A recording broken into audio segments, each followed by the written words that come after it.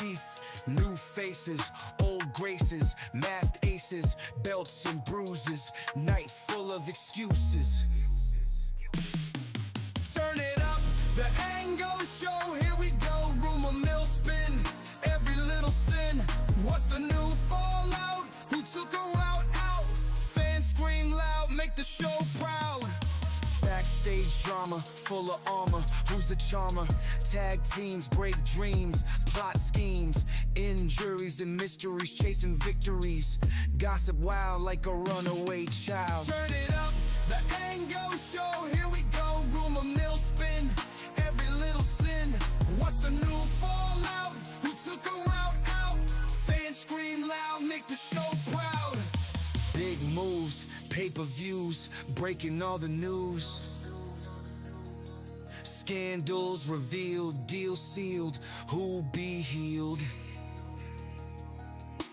Trash talkers, night stalkers, ring walkers.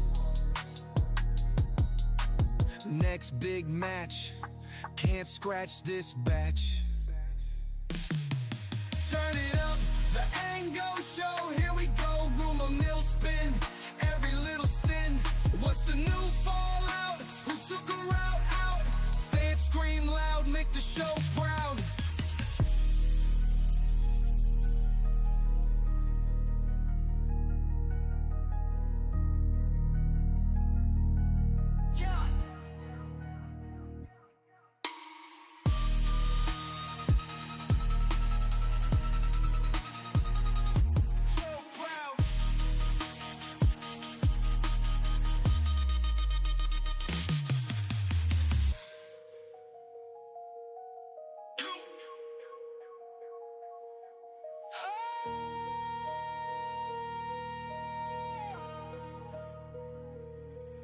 Big moves, pay-per-views, breaking all the news.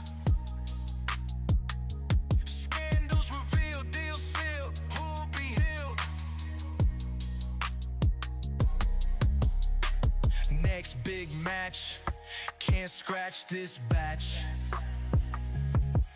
Turn it up, the Ango show, here we go. Rumor mill spin, every little sin. What's the new fallout? Who took her out? Fans scream loud, make the show proud.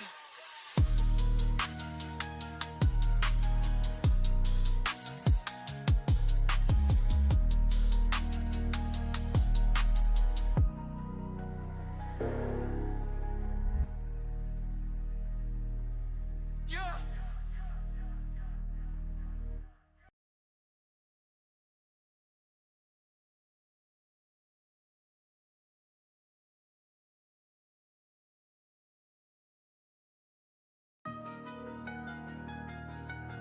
Yeah. Wrestling ring, rumor sling, who's gonna bling? Champ got a beef, gotta dodge the teeth. New faces, old graces, masked aces, belts and bruises, night full of excuses. Turn it up, the Ango show, here we go. Rumor mill spin, every little sin. What's the new fallout? Who took her out? Fans scream loud, make the show proud.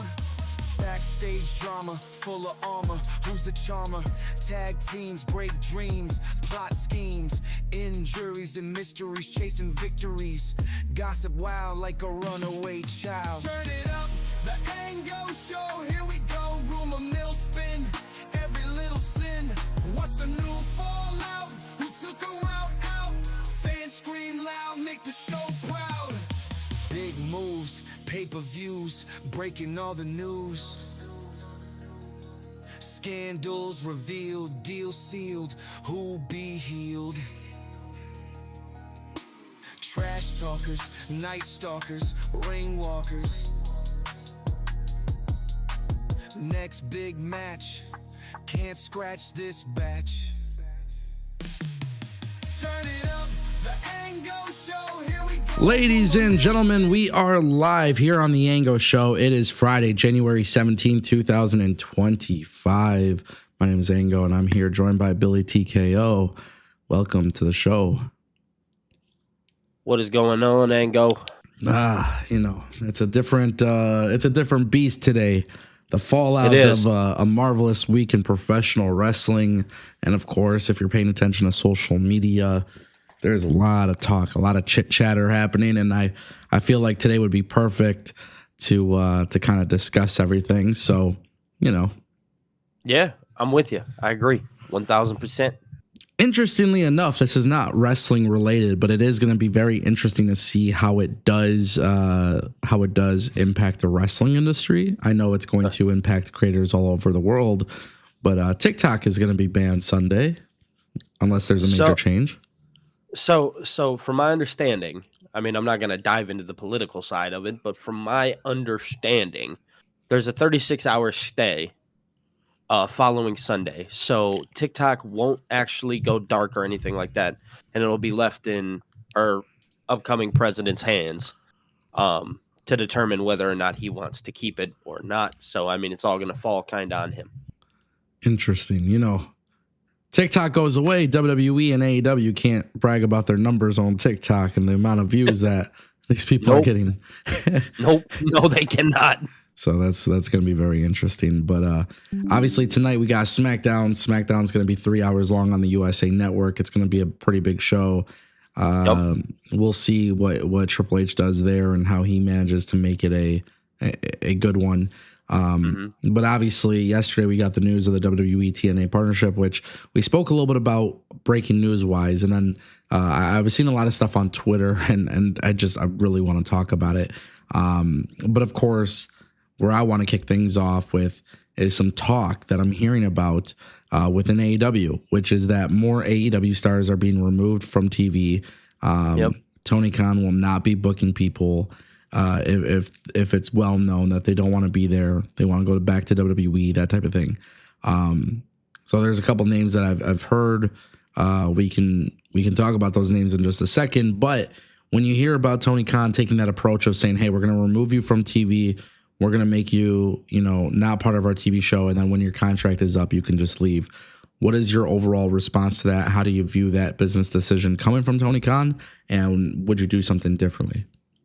I mean, here's the thing. I think when you think about it in like hindsight, it's like, it's a number one. Yeah, it should be like that. If you don't want to be here, fine. I'm not going to put you on TV. I think the bigger concern and the biggest question or the biggest, piece is that the problem with Tony is why aren't you going to try to get them to do something to make them stay? And that's kind of the first thing that I think. It's like, okay, you've signed these people and you've chosen for them to come to your show. Don't you think that you would like to do something to potentially get them to stay? I mean, we understand that some of these people on this list here have not had TV time in quite some time. So the fact that, Tony is like, okay, well, see ya.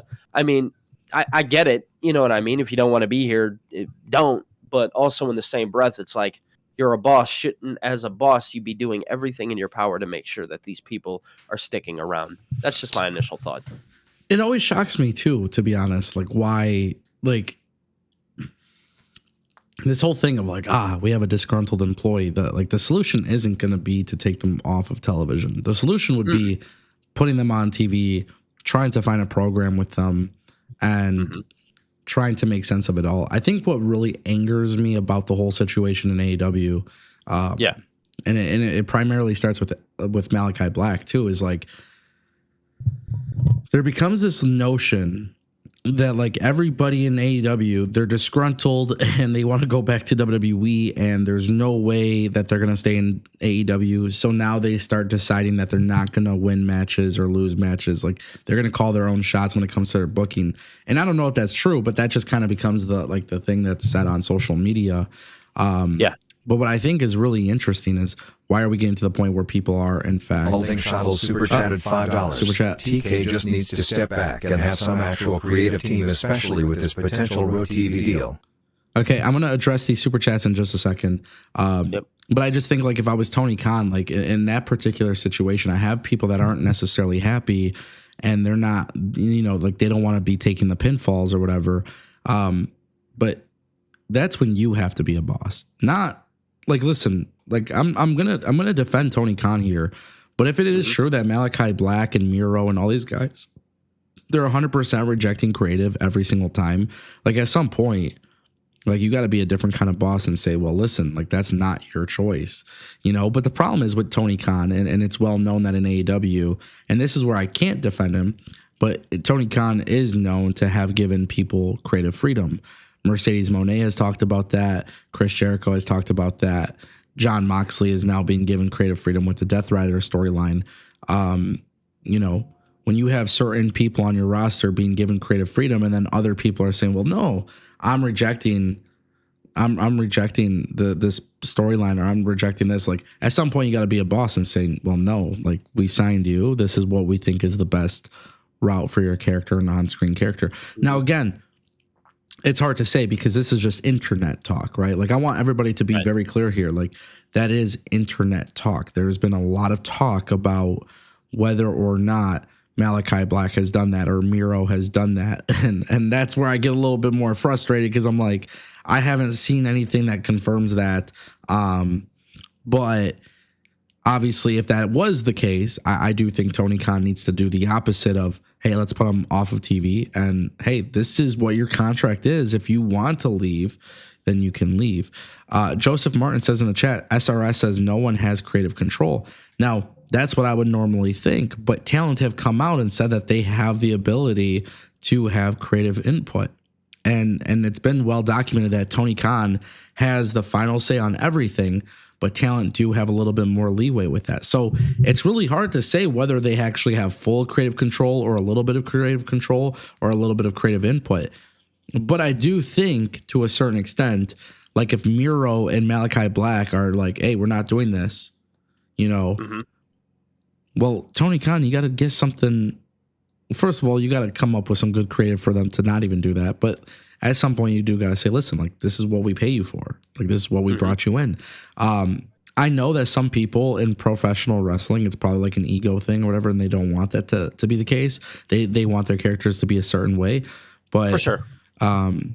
No, you can't. You can't put, like, that's where you got to put trust in the company you sign with. And for Miro, by the way, Miro is on the list of talent who is not going to be on TV. I just want to make this really quick point before we get back to those super chats. But Miro is somebody who came in with the worst freaking gimmick ever. He was not the Redeemer. Like that was the whole thing with the video games nonsense bullshit. If Miro thought that was good, my bad, bro. But like that shit was not good. It made me really not enjoy immediately how he came in. Eventually, okay, we saw him come in and become the Redeemer. Right. But, you know, that's not how he came in, though. And I have a hard time believing that Miro is complaining about those kind of things because look at what he came in with, you know. But right, exactly. There's more to discuss. A couple super chats, shout outs. Raging Girl Gamer has been a member for 4 months. So shout out to Raging Girl Gamer, part of the Job Squad. Appreciate you. Tolino Channel back again. 3rd super chat on the live stream, 3 days in a row. Tolino Channel says Ethan Page on Busted Open, stay at home and get paid. That's the new normal in wrestling. TK thinks that removing wrestlers from TV can kill their momentum. Now wrestlers are testing the water with WWE. This is actually a very fair statement in the sense that killing their momentum, taking them off TV kills their momentum. I actually don't agree with that. What do you think? Yeah, I wouldn't agree with that statement. I think if you take a look at somebody, I just want to use Ricky Starks as an example, right? Let's be real here. As soon as Ricky Starks comes back to TV, whenever he does and whatever company he lands on, I think we can all agree as a collective and as a community that Ricky Starks will get a big pop to wherever he comes to, right? You know, we've seen the GCW thing that he did, and we've seen the reaction that he got inside of that mall. You know, imagine what that's going to look like in an arena or a stadium or wherever this guy chooses to come back. So, I mean, you could say, you know, stay at home and get paid. That's the new norm. But the thing is, I don't think anybody is necessarily losing momentum because I think we all we want to see these people on TV. For instance, I want to see Miro on TV. You know what I mean? Or I want to see Rusev on TV. I don't care who he comes in as. Yeah. You know, I just want to see these guys on TV. But that's my thought. Yeah, no, I agree with that. And I think removing people from TV doesn't really kill their momentum in the long term, because I think deep down inside, like, the wrestling audience, not everybody's on the internet, but most of them are on the internet. So people aren't stupid. You can't insult people's intelligence anymore. So like the more that somebody's off of TV and there's like this constant reputation of, oh, they're disgruntled, they're not happy in AEW. Well, that's kind of where that stems from. Right. You know, it's like, that's why they're going to get that big pop. I think like Ray Phoenix, perfect example. Ray Phoenix is going to get a massive pop because people know about Penta being in WWE. And actually, the longer that Tony Khan keeps Phoenix away from Penta, you're only hurting yourself. I think you hurt yourself, but I think you actually make it better for WWE. And, you know, maybe at this point, WWE just has a full-on single plan for Penta at this point because they know Phoenix is not going to be there. But if I were AEW, I'd be like, well, let's fuck with their plans a little bit. Penta just had a huge singles debut. Maybe their plans are singles debut. Let's kind of throw a wrench in their plans. And I mean, if they really want to be dirty, you could do that. I want to address something though that Tolino Channel said on his super chat. He says Ethan Page on Busted Open, stay at home and get paid. That's the new normal in wrestling. I do think that is one thing where AEW has kind of engraved that into their culture. It's actually not a bad thing, to be honest, if you have creative plans for people. Like, hey, we have creative plans for, like, Ricochet, for example. I'll give you a perfect example. Ricochet, this would be a perfect example. Ricochet versus Swerve is taking place in 3 weeks. I don't need Ricochet on TV every single week building to that match. They've already done enough to build to it. 3 weeks in time is like, hey, it's a big time match. It's promoted in advance. So to me, it's like, hey, might as well keep Ricochet home. Yeah, he'll still get paid, but now utilize that TV time to set up another big angle for maybe somebody else who isn't being used. Make sense? Yeah, definitely does. So we'll see. All Things Hotels dropped a $5 super chat. TK just needs to step back and have some actual creative team, especially with this potential ROH TV deal. What's your thoughts? I mean, I talked about that, and you and I kind of disagreed on that. I felt that a writing team could potentially help them, maybe in the short term at the very least. I'm not sure how much it would help in the long term, but you actually disagreed with that statement. When did we talk about that? Did we talk about that? Was it yesterday? Yeah. Yeah, you know, I'm just, as much as I want to believe, and you kind of swayed my opinion a little bit, as much as I want to believe that would be like the right thing to do, I just don't know, because I feel like we've questioned so much about Tony Khan as a boss, and it's like, how much can we continue to question until we're like, okay, well, this is getting a little ridiculous now.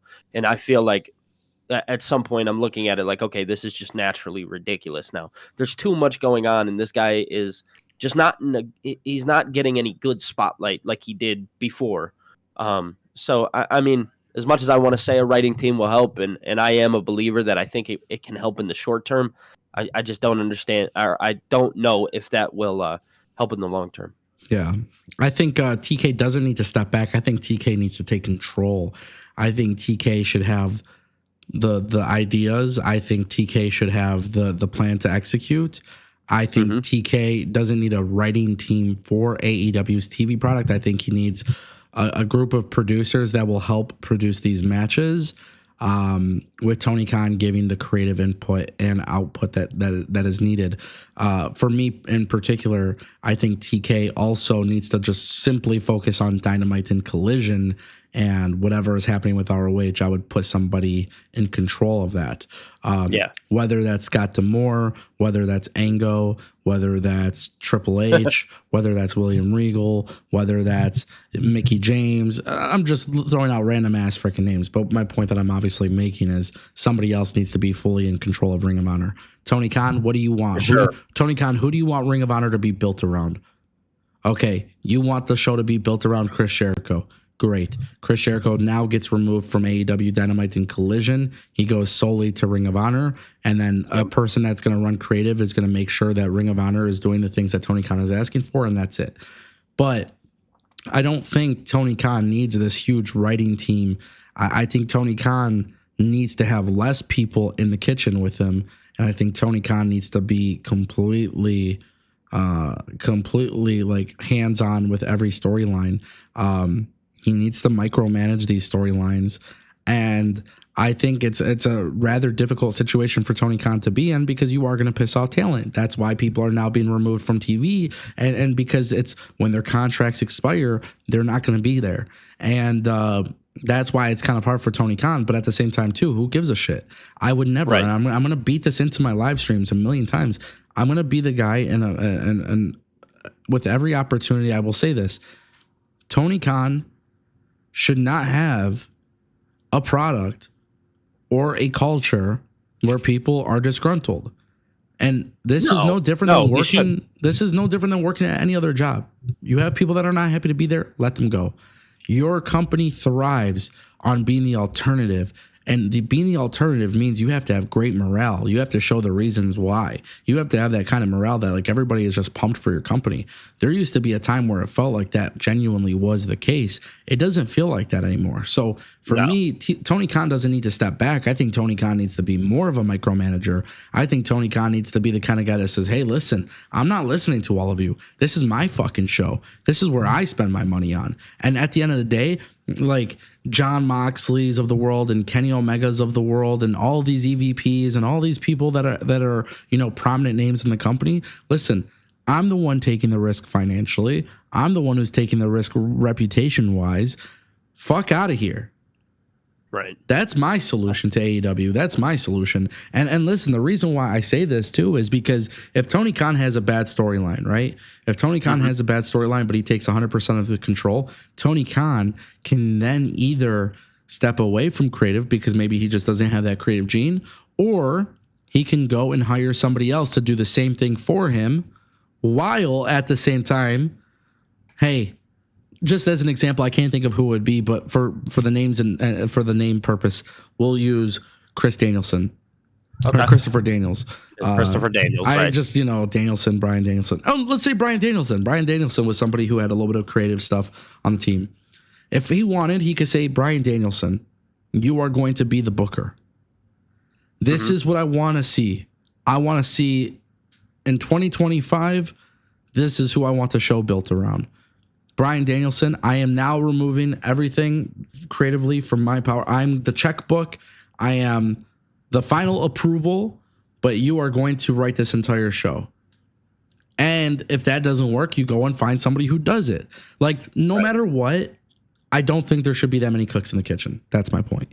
And anything that's done on AEW television needs to be separated from Ring of Honor television. So that means Ring of Honor television. Yeah, they need to separate that real bad. 100%. Yeah, that one's pretty bad. We got $5 Canadian from Colin Hutton. He says, AEW and Tony Khan seem so juvenile to me. Maximum Carnage is the name of a SNES Sega Genesis game from back in the day, not a wrestling program. I'm gonna be honest with you. I thought the name Maximum Carnage was cool. The name's dope. Ain't nothing wrong with the name. I thought the branding, the logo, the graphics, everything was cool. The main event sucked, but the name's dope. What is a wrestling pay-per-view name? Or what's what's the one? Like, I don't know. Is it that bad? I mean, Great Balls of Fire was fucking ass. Yeah, Great Balls of Fire was insane. Oh, God. Do you remember that pay-per-view? That was horrible. I don't even remember the pay-per-view. I think Samoa Joe wrestled on it. Yeah. He fought for the title. Yeah. That's all I remember. It was a fatal four-way match. Was it? I'm going to look this up now because I honestly can't remember. Yeah, it was WWE Great Balls of Fire. Maybe we should do like a retro review. It's not really retro, though. That was 2017? Yeah, that's kind of retro now. If you think about it, that's 8 years ago. That's crazy. Great Balls of Fire. Yeah, Samoa Joe versus Brock Lesnar. Hey, low key, I'm not going to lie, though. This poster goes kind of fucking hard. Can you put it on the screen? Yeah, let me see. Hey, let me see if I could... Let me throw this on the screen really quick. This shit's fire. I don't care. Hey, I swear to God, I'm not even bullshitting you. People are going to think I'm trolling. I'd put this shit on my back wall. Right. That is kind of tough.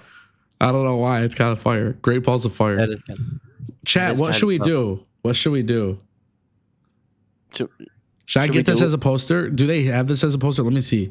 Great balls of fire poster, 24 by 36. I need that. I need the big one.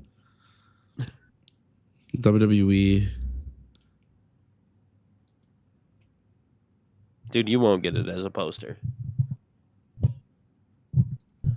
You're telling me I wouldn't get it as a poster? Fuck yeah. No. That shit goes hard. No, you wouldn't. No, you wouldn't. I swear I would. You're such a liar, bro. Stop the cap. Nah, I mean, that's serious. I want to get posters on the back. I know that. I just don't think you got it in you to put that one up out of all I of would. them. Okay. I need wrestling posters. Chat, come on, bro. I need wrestling posters. Great balls of fire. That one goes hard, though. That one is dope. It was dope. I don't remember anything else from the card. Let me see what was on that card. This is okay. The Ango show is taking a little bit of a left turn, but I want to see. Yeah.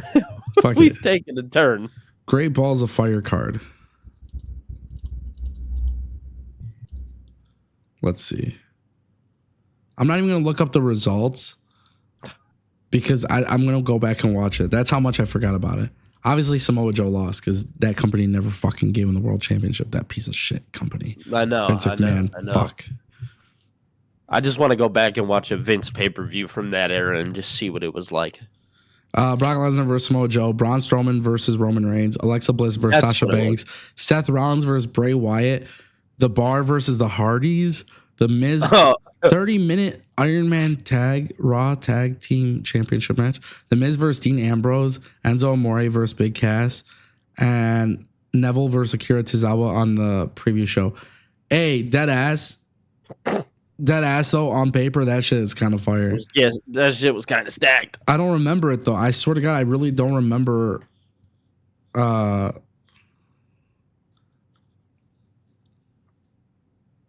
don't know. I don't remember that shit. Yeah, I totally forgot about that pay-per-view. Yeah. But the bar, you remember the bar? That was insane. Good times. Good times. Man, great times. Good fucking times. Cesaro and Sheamus were like the only two dudes putting on great matches on a random Monday. Yeah. But yeah. Fuck Vince McMahon, bro. How do you give us Samoa Joe and Brock Lesnar and you don't give the belt to Samoa Joe?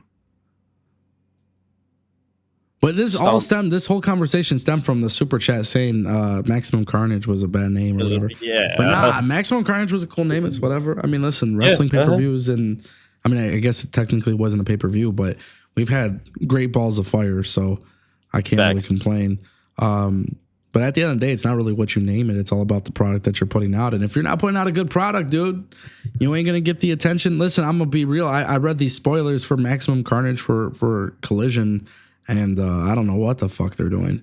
But I got, by the way, Saturday, you got the Lions game. Like, you got NFL playoffs and shit, and you got UFC.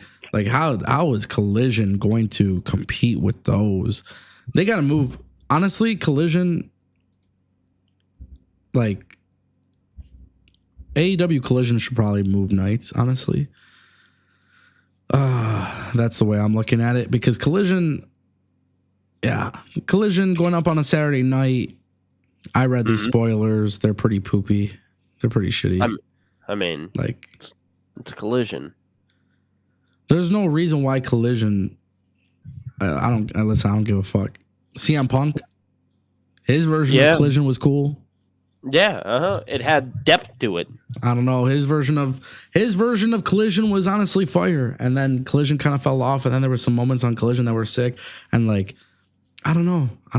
To me, I'm watching, I'm looking at these spoilers, and I'm just like, yeah, it's really not that good. So no, Collision recently just isn't it at all. And dude, Saturday's card for those who watch UFC, Arman Saryukin versus Islam Makhachev, and then you got Merab Davashvili versus Umar Nurmagomedov. Is Merab fighting? Yeah, so it's a stacked card. Yuri Prohaska's fighting Jamal Hill. It's an Jamal absolute Hill is too. yeah. So it's absolutely stacked. Now, also being from Detroit, by the way, let me just like kind of throw this out there. Being from Detroit, we got the Pistons game at 4 p.m. We got the Lions game at 8 p.m. At the same time, too, we have the auto show, which is like the biggest thing in Detroit all the time. So Saturday is an absolute stacked day, and then we have UFC as well. So the Lions are going to go on to beat the Redskins' ass, right? Or I'm sorry, they're not called the Redskins anymore, right? They're something else. Washington football team. Yeah, they're the Commanders. Okay, the Commanders. So the Lions are going to beat their ass. Then we got UFC. Like, how do you choose a collision with a 12-man tag team match? That really doesn't make sense. Like, how, like, yeah, what are you expecting me to do? Like, it's a busy day, and I'm not picking collision. it's sad, man. But that's the thing, though. I will say this is where wrestling companies need to get off of Saturdays.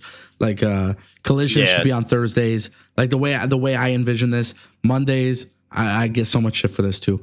Monday, Raw. Tuesday, SmackDown. Wednesday, NXT and Dynamite. Head-to-head, cowards. Do it. Thursday, Collision. And Friday, TNA Impact.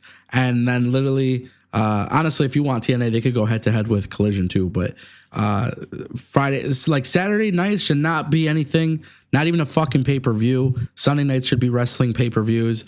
TNA Genesis is going to be taking place this Sunday, which we could talk a little bit about as well now with the partnership. But I don't like PLEs on Saturday nights. Never liked them on Saturday nights. Always thought pay-per-views, PLEs, whatever you want to call it, should always be on Sundays. It is what it is. You know what I mean? So fuck that shit. I ain't watching Collision at all. It's just not happening. Tolino Channel dropped 40 rupees. NXT, WWE ID, NIL, LOG, the talent scouting game. Billy, what is your thoughts on WWE's way of scouting? I mean, I'm not gonna say like it's bad or anything like that. I think WWE has actually done a really good job scouting because I think they look in all places, and I think as a scout, that's what you're supposed to do. You know, talent can't just be, you know, in one place. And WWE has always looked more than one place. So it's kind of like taking the NIL stuff and then going to independent wrestling as well. Like, I don't know. I'm a fan of it. Yeah, I am too. I don't know. It is what it is. I think it's a good strategy. I think for WWE, the fact that they're doing WWE ID really hurts AEW though.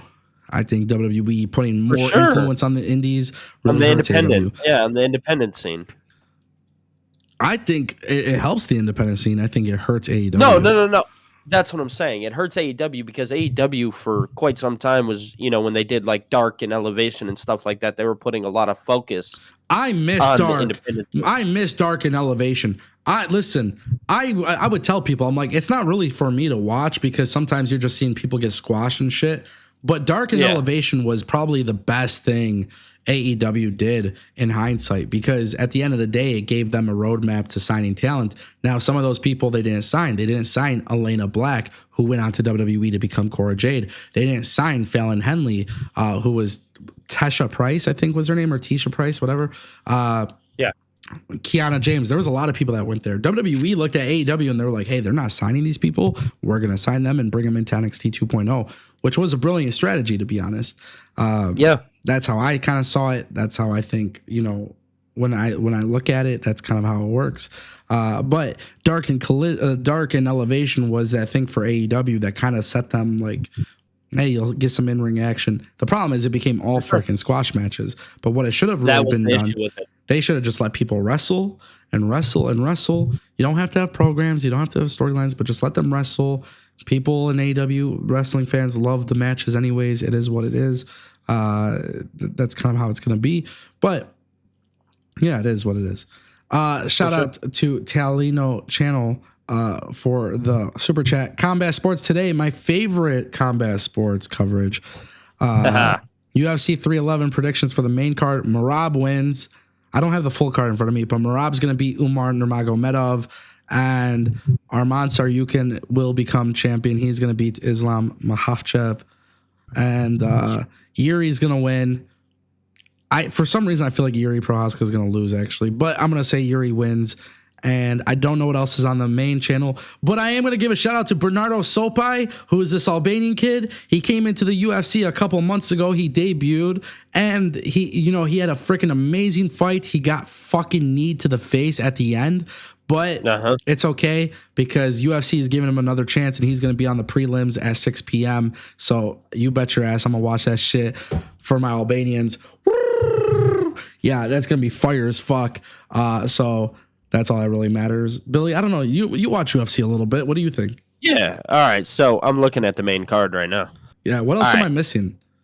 So we have Kevin Holland versus Rainer de Ritter.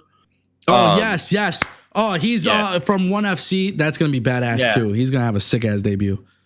Yeah, and I'm not going to lie. I could see him probably winning that fight over Kevin Holland. Kevin Holland's kind of been in a slump recently. Yeah. We got Benil. Dariush is fighting Renato. Yeah, Money Moicano. Yeah. Gonna be great. That one will be good. I'm gonna take Benil. No. Money Moicano wins. He's on like a 6-fight win streak. Right. Yeah. Yes, that I know. Yuri and Jamal Hill. Give me Yuri. Yeah. I feel bad not picking a guy from Michigan. I know. He's from what, Grand Rapids? Yeah. We got Marab and Umar. Give me Marab. Yeah. Marab. I'm always gonna pick Marab. He's sick. He's good. He's good on the ground. He's good, and he can strike. He's fast. He's got a tank. And not to be a hater to anybody, but give me Islam. Oh. No. Bro, Islam is a beast. Damn, bro. I don't know about that, but Islam getting KO'd is crazy. I think he does get KO'd, bro. I think he gets really KO'd. Do. But listen, this is my opinion. I think Islam is better than Khabib. I really do. I think Islam's the best. I just, for some reason, I have a very strong feeling that Saryukin is just gonna use like his weight and his body. Like, bro, he's just. He looks a little bigger. I think he'll use his muscle a little bit. I think he's gonna use his body to slow down Islam and make it hard for him. And that's just how I see it. Maybe, you never know. Islam is a fucking beast. But yeah. Shout out to Combat Sports today for the $1.99. The GCW show dropped $2. Do you think we will see Tessa Blanchard in NXT? Okay. Let's talk about it. I think WWE will utilize the partnership to test the waters to see what the reaction is to Tessa. To Tessa Blanchard, right. I think WWE purposely stayed away from her, but because she's a TNA talent, maybe they get away from it. I don't know. Personally speaking, I don't think so, but you never know. WWE. I mean, listen, bro. I'm not gonna beat up on Tessa and her whole situation. There was a lot of stuff said about Tessa, but at the same time, too, I wasn't backstage. I know that people who were personally in the situation had come out and said, "Hey, like they spoke to Tessa and it's cleared up and whatever." To me, she didn't say anything to me. I'm not going to be some fake offended type of person here. From what I saw, she had the conversations that she was supposed to have. And if those people are okay with it, whoever, was. They brought her back. Yeah. Like, do I think WWE will utilize her? I don't. I think it'll be a minute until they do. But you never know. Yeah. I mean, at the end of the day, it's not their talent, but. The cool thing about the partnership, right, and this is where I personally feel like it benefits both companies, is if somebody doesn't work out in TNA, maybe WWE has a better opportunity of bringing them into WWE. Yeah. And if somebody doesn't work out in WWE, like for example, WWE got rid of Indy Hartwell, right? But like. Yeah. When they got rid of Indy Hartwell or Baron Corbin because of this partnership, it's like, hey, listen, like we don't plan on using you. We don't plan on signing you. We don't plan on doing this, but we have a roadmap where you can go immediately to TNA TV. We'll waive the 90-day non-compete thing. Like you don't got to wait. We'll let you jump over if you want. And if TNA says, hey, like we'll pick up your contract or we'll agree to a new contract, if they could come up with some sort of system that helps financially or whatever, like that'd be pretty cool, For sure. But I don't think Tessa will be on NXT. I don't think WWE wants to deal with that just yet. So, No. I mean, they're going to test. They're going to hear the reaction in TNA and stuff like that. Because the thing about this partnership is eventually it's supposed to make TNA grow, right? yeah. So they'll see how the reaction is later on and see how she is possibly with a more mainstream audience. So on that note, why do you think so many people are immediately coming out and being like WWE is going to try to buy TNA? Like when this partnership gets announced, like why is is this like the tribalistic thing of like where people just want to think WWE is using TNA to eventually buy them? Or like, Yeah. I mean, I think for so long we were trained to understand like partnerships don't happen with WWE. Vince McMahon he's a monopoly. He runs this place. This is what it is. So people have been trained to think that, oh, well, if WWE is doing any work with any other company, chances are they're going to buy it. Are they going to buy Pro Wrestling Noah too? Are they going to do that? Are they going to buy other places that they're working with? Are they going to do that? It's just because it's TNA that they think they're going to buy it. I actually don't think that's the case at all. Matter of fact, I think they are going to utilize TNA for growth on both sides of the ball. WWE doesn't need to buy TNA. They don't have to. What do they want to buy him for? I don't know. I feel like, is there a world where it could happen? Sure. I mean, anything's possible. I'm not a fortune teller, but this whole idea that WWE is ready to purchase TNA, to me is absurd. Number one, because I just think that it's based off of what we've been trained to understand, and it's not any form of reality. It's people going on the internet and saying, "Oh, well, this is going to happen. This is going to happen. This is going to happen." And when you talk about the tribalism thing, that's where it comes from. That's where it comes from. It's because of what we have been trained to understand beforehand, when that is no longer the case. I don't think it really makes sense for WWE to buy TNA because, quite frankly, WWE is not doing the global localization thing. No. Like if WWE was trying to buy up or create these performance centers around the world, like they were saying, and having NXT this and NXT that or whatever, okay, Sure. It would make sense for WWE to do that. But WWE doesn't need to do that now. WWE has realized that the point is not actually creating content; it's about getting the talent and having their footprint everywhere. Right. And that's why I don't think WWE would buy TNA. Granted, I said this yesterday too. Like I can't predict the future, but it doesn't really make sense for WWE to buy TNA when you consider like their actual plan and what they're doing. Obviously, like they're gonna have NXT Evolve, right? NXT Evolve is gonna be like the little stomping ground for all these NIL and WWE ID talent. They'll be able to work there before they make it to NXT. Basically, what WWE has essentially done is solidified NXT truly as their third brand. Where all the people that are developing, like from WWE's like NIL and ID program, those people will go to Evolve. They'll climb the ladder and make it to NXT. From NXT, they'll have the opportunity to work with TNA, which is good for more experience. Maybe there's not enough creative, it's a 2-hour show. Maybe there's not enough opportunity for them to be on this one, but hey, we'll get you on this one. We'll let you go for the X Division belt or whatever. And then eventually, everybody's goal is to get to Raw or SmackDown. But I think this solidifies NXT truly being the third brand. WWE buying TNA, I mean, even if they wanted to buy the tape library, I really don't think WWE has much value. Like, I don't think it brings much value to WWE for that. And for WWE to buy TNA, why would you buy the company for their roster when now you just have their roster at your disposal any single time? So I don't know like what this is with the professional wrestling industry and the IWC, where everybody immediately clings onto this idea that WWE is going to buy them out. Granted, that's what WWE did a long time ago. I think it would be far more likely that WWE at one point in time will actually attempt to buy AEW versus trying to buy TNA, because TNA doesn't put a dent. If they're going to try and buy anybody, it'll be AEW. Yeah, I mean, and I think people will look at me crazy. I don't think Tony Khan would ever sell it to WWE, but I do think if AEW was getting to the point where they were bleeding money and it was like really, really bad, I think you would see far more likely an offer coming from WWE to buy them versus TNA. And that's the Yeah, thing. I Like TNA doesn't. I always said this. TNA doesn't put a dent in WWE. GCW doesn't. Like GCW, TNA, MLW. None of these companies hurt WWE.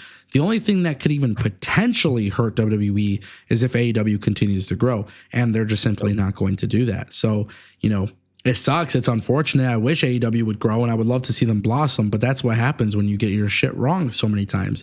Like there was an opportunity within the first few years where AEW actually made a dent in WWE, like For sure. from a perception perspective, from a number perspective, like NXT was getting their ass kicked, and it was by AEW. and it was like, hey, like the way they're kicking NXT's ass is it's just keep doing this, and you're probably gonna kick Raw's ass, and then obviously timing is everything, and we saw what happened with Triple H coming into power and whatever, but. It doesn't make sense for WWE to buy TNA. It doesn't make sense for WWE to want TNA to die. I mean, honestly, I think if anything, if Anthem, I can't speak on this because I don't know what Anthem's pockets are like, but Anthem is a $1 billion company. They're a big company. Huge. People don't realize this. Now, how much money is allocated to TNA? I don't know, but if they needed more money, I think Nick Khan and Ari Emanuel and WWE would be like, hey man, like, we'll help you. Yeah, at this point, because you've created a partnership. We created this partnership. We see some benefit. You guys see some benefit. Yep. We want to keep you around. Because here's the thing. WWE is never going to help TNA get to the point where TNA could kill WWE. But they will prop them up if it hurts AEW. Yeah, they'll help them in times of need. Yeah, but if for WWE, their partnership with TNA kind of helps kind of keep them AEW from growing to the same thing, And if TNA were, let's just say, magically able to become the number 2 company, I think for WWE that's even better because then then it looks good. When people talk about WWE trying to be a monopoly, it's like, no, we love this wrestling industry so much. Look, we just helped TNA exceed all expectations. Yeah, and now you can't tell me anything. Yeah, so it's a thing where I think WWE obviously has their reasons for why they're doing this. But I also want to point out that the most important aspect of it all is that if WWE were to buy TNA, there would actually have to be some value there. And there is none. There is no value in buying TNA. There's no value in buying NWA or MLW. These companies need to survive to keep the ecosystem super healthy. And so if WWE had to choose, like if I was Nick Khan and I'm looking at the wrestling landscape and I'm like, okay, what company could benefit from us working with them? TNA is the one that makes the most sense. They do have a TV deal. Their TV partner is the company that owns TNA. So now you're not battling with other executives. But then also, TNA has their own streaming app and they do their PLEs. They are a weekly TV show. Yes, they may not be live, but WWE, I think, would look at that and be like, okay, well, NWA doesn't really fit modern wrestling. GCW, we let our talent work there and we're cool with them, but it's not really safe for maybe our brand to be 100% associated with them and including them on our TV product. TNA is the safest bet. It is. It really is the safest bet. So that's kind of how I look at it. And I don't know. I think I can see that. I think it's a good idea. Do I think they'll buy TNA? Fuck no. Do I think they want to buy TNA? Fuck no. Do I think WWE at some point will try to buy TNA? Fuck no. But what I do think ends up happening is that WWE tries to build TNA up as much as possible, and it will be a big middle finger to the AEW brand and to the company and to Tony Khan.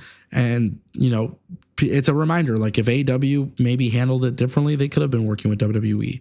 And I think that's why WWE does this. I mean, it's just to kind of remind them like, hey, you could have been like this. You could have, but yeah. Who knows? I don't know. Maybe I'm just talking out of my ass too, but it is what I'm seeing. So yeah. With that being said, guys, we did hit our super chat goal. Let's do a couple of shout-outs to those who dropped super chats today. The GCW show, Combat Sports Today, Tolino Channel. Thank you all for dropping those super chats. Oh, we just got one as we hit our goal. In Digital Films dropping a $6.99. Do you think that Owens, McIntyre, Rollins, and Zayn forming a faction to become the big feud with the Bloodline Punk in 2025? This is a good question. That is. I like the dynamic of Owens and McIntyre doing something together. I like the idea of them doing something with Rollins. I would say keep Sami Zayn off of it, but I think Sami Zayn and Karrion Kross are showing us that maybe Sami Zayn could be going heel soon. So I don't know. What do you think? All I'm saying is we have some future crash outs with two already crash outs in McIntyre and Kevin Owens, but for sure 2 future crash outs potentially in Seth Rollins and Sami Zayn. I think we're going to see the landscape of WWE here soon shift in probably a direction that we didn't really see coming. Like Sami Zayn being heel or going heel, I truthfully, like, it's needed for sure, but I do not like. When I seen what he did with Karrion Kross, I was like, really? Are they going to tease that and do that? So I don't know. Think Zayn joins Karrion Kross. I just think Karrion Kross gets in his head. Yeah, he's the effect. That's what he does.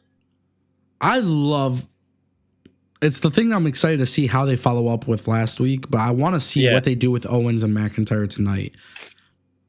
And, this transfer portal is a thing that's happened. Kevin Owens is on SmackDown. We got to get Kevin Owens and Sami Zayn at WrestleMania, damn it. We know Triple H is foaming out of the mouth for this. We know that he is. Yes. We know he wants that. So we got to get there some way. If this is a way to do it, I'm down. I really think Seth Rollins would benefit from the character change. I think Sami Zayn would benefit from the character change. Sami Zayn, when he was doing his heel turn under Vince McMahon, I thought that he was really, really good. The conspiracy theorist? Yeah. So it was just like, dude, it was good. I like it. And I like Sami Zayn. I think Sami Zayn needs to cut his hair like NXT style back when he had the shorter hair and just go heel and just haluva kick everybody. So yeah, that's how I look at it. Not opposed to it. Shout out to In Digital Films for the $6.99 super chat. Appreciate you. I think that's pretty much it, honestly. Today's a chill day. Yeah, for sure. I don't think there's really much. I know Billy's kind of sick, and it's unfortunate, but he came through, and I got tons of content. Oops, I just muted myself. I got tons of content for everybody for today, so that'll be good. Obviously, I'm really excited to see what's happening with SmackDown tonight. Tomorrow, I will not be watching Collision. Like I said, I just way too much stuff in the cards for tomorrow. Which sucks. I'm sure I'll get to it, with Max streaming service. I'll watch it at some point. And then obviously the Lions are in this, they're going to the fucking Super Bowl, baby. And then Arman Saryukin is going to go become world champion. And my boy Marab's going to go out there and, he's going to kill it. So obviously I'm very, very geeked to see, some of the stuff that's happening this week. But yeah. Yeah, man. Fun stuff. Appreciate everybody pulling up. It's a little bit shorter today than normal, but it's okay because we will be live Monday. Tons of stuff to talk about on Monday, and I'll be back better than ever. Listen, I'm gonna be honest with you guys. I can't speak for Billy. I can speak for myself. My plan is to go live after TNA Genesis. Billy, you're obviously invited to come through if you'd like. I will be there. TNA Genesis is taking place Sunday, so I'll be live for the post show. Yep, I'll be there with you. And yeah, cool. Ladies and gentlemen, thank you for pulling up and having a good time. And thank you, chat, for going off. I see you guys. I recognize y'all. And peace. Peace.